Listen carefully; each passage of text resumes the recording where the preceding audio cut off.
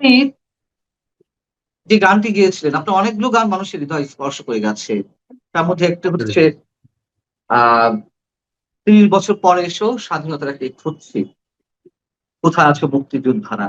সেই ৩০ বছর পর যখন আপনি খুঁজছিলেন, তারপরে আরো ২৫ বছর চলে গেছে, অর্থাৎ স্বাধীনতা ৫৫ বছর হয়ে গেছে।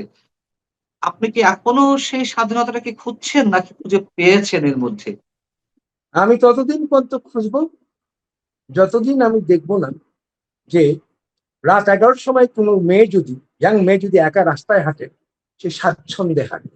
এটা যেদিন হবে আমি বুঝবো যে ঠিক আছে, আমার দেশ এটা, আমার রাস্তা, আমার ঘর, আমার সমাজ।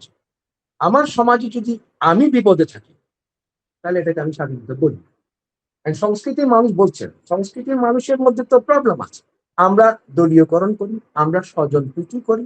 যেরকম মনে করেন আমি ওই আগে তো যাই না, জাজ হিসাবে যাইতাম গানের, আমি ভুলে যাই এখন, গানের অনুষ্ঠানে জাজ থাকতে হবে, কে ফার্স্ট হবে কে সেকেন্ড হবে। আপনি জি। কি জানেন ওইখানে আমাকে আর নেয় না, কারণ আমি নেয় না কারো কথা কেন? শুনি না। আমি তো কারো কথা শুনি না। আমি জাজ, আমি যাকে ভালো মনে করেছি সে, আর তোমরা যদি ভালো মনে করে যদি থাকো, এই জাজমেন্টের মধ্যে আমাদেরকে পার্সু করার চেষ্টা করে, সাহস পায় না। আমি বুঝি যে ওকে ফার্স্ট দেন, ওকে সেকেন্ড দেন, যদি ফাইজলামি না বলে তাহলে আমাকে বসিয়েছো কেন? তা তোমরা জাজমেন্ট করে দিয়ে দাও না।